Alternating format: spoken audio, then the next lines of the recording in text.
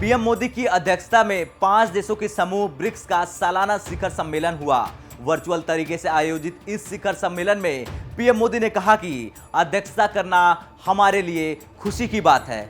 इस बीच सम्मेलन में रूस के राष्ट्रपति व्लादिमीर पुतिन ने अफगानिस्तान का मुद्दा उठाया तो सम्मेलन के समापन पर ब्रिक्स नेताओं ने नई दिल्ली घोषणा के तहत अफगानिस्तान संकट को शांतिपूर्ण तरीके से निपटाने का आह्वान किया। लेकिन क्या अफगानिस्तान में शांति स्थापित हो पाएगी और क्या भारत के आह्वान से कोई असर पड़ने वाला है? इन सारे सवालों के जवाब हम आपको इस वीडियो में देंगे। नमस्कार, मैं हूं आयुष और आप देख रहे हैं भारत तक।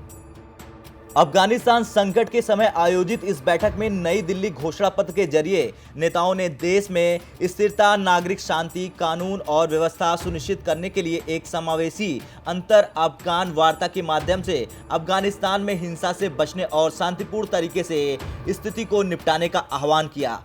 शिखर सम्मेलन में नेताओं ने आतंकवाद से लड़ने की प्राथमिकता को रेखांकित किया, जिसमें आतंकवादी संगठनों द्वारा अफगान क्षेत्र को आतंकवादी अभयारण्य के रूप में उपयोग करने और अन्य देशों के खिलाफ हमले रोकने के प्रयासों को रोकना शामिल है। उन्होंने मानवीय स्थिति को संबोधित करने और महिलाओं, बच्चों तथा अल्पसंख्यकों सहित मानवाधिकारों को बनाए रखने की आवश्यकता पर बल दिया।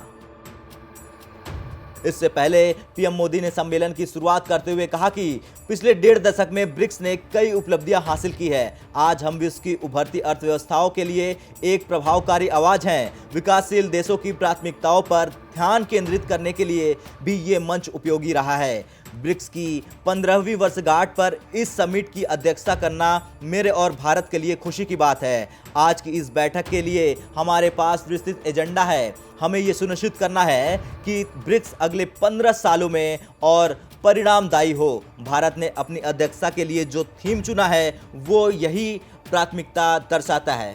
तो वहीं ब्रिक्स सम्मेलन में रूसी राष्ट्रपति पुतिन ने कहा कि अफगानिस्तान से अमेरिका के जाने से नया संकट पैदा हो गया है। दुनिया के सामने सुरक्षा की चुनौतियां हैं। आतंक और नशे के कारोबार पर नियंत्रण जरूरी हो गया है। आतंकवाद पर नियंत्रण जरूरी है। अफगानिस्तान को आतंकवाद और मादक पदार्थों की तस्करी का स्रोत के रूप में अपने पड़ोसी देशों के लिए खतरा नहीं बनना चाहिए।